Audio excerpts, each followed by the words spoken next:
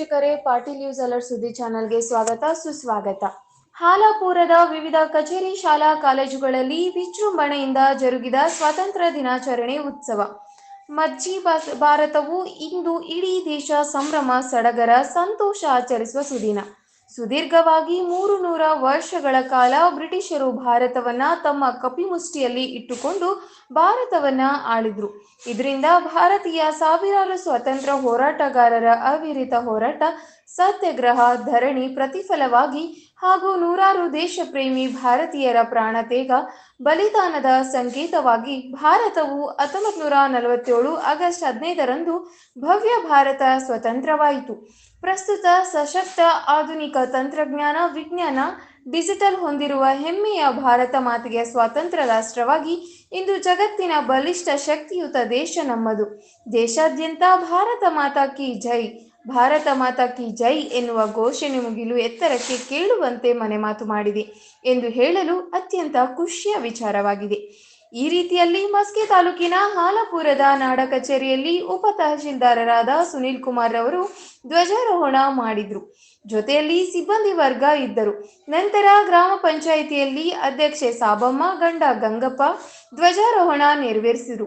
ಜೊತೆಗೆ ಸದಸ್ಯರು, ಸಿಬ್ಬಂದಿ ವರ್ಗ ಇದ್ದರು. ರೈತ ಸಂಪರ್ಕ ಕೇಂದ್ರ ತಾಂತ್ರಿಕ ಸಹಾಯಕ ಪ್ರವೀಣ್ ಕುಮಾರ್ ಧ್ವಜಾರೋಹಣ ನೆರವೇರಿಸಿದರು. ನಂತರ ಪ್ರಾಥಮಿಕ ಕೃಷಿ ಪತ್ತಿನ ಸಹಕಾರ ಸಂಘದಲ್ಲಿ ಅಧ್ಯಕ್ಷರಾದ ಜಗದೀಶ್ ಚಂದ್ರ ಸ್ವಾಮಿ ಧ್ವಜಾರೋಹಣ ನೆರವೇರಿಸಿದರು. ಹಾಗೂ ನಿರ್ದೇಶಕ ಮಂಡಳಿ ಸಿಇಒ ಮಲ್ಲಿಕಾರ್ಜುನ್ ಪಾಟೀಲ್, ಸಿಬ್ಬಂದಿ ಉಪಸ್ಥಿತಿ ಹಾಗೂ ಮಸ್ಕಿ ಪತ್ತಿನ ಸಹಕಾರಿ ಶ್ರೀ ಚಂದ್ರೇಶ್ವರ ಪತ್ತಿನ ಸಹಕಾರಿ, ಪ್ರಗತಿಪರ ಪತ್ತಿನ ಸಹಕಾರಿದಲ್ಲಿ ಧ್ವಜಾರೋಹಣ ಕಾರ್ಯಕ್ರಮ ನೆರವೇರಿತು.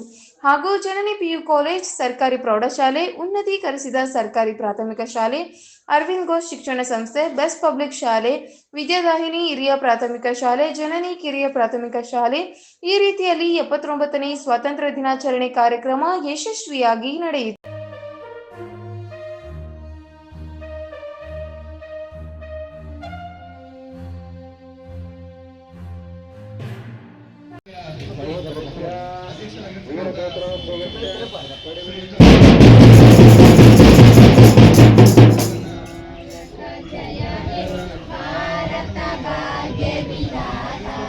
पंजाब सिंधु गुजरात मराठ द्राविड उत्कल गंगा विंध्य हिमाचल यमुना गंगा उच्चल जलधि तरंगा तव शुभ नामे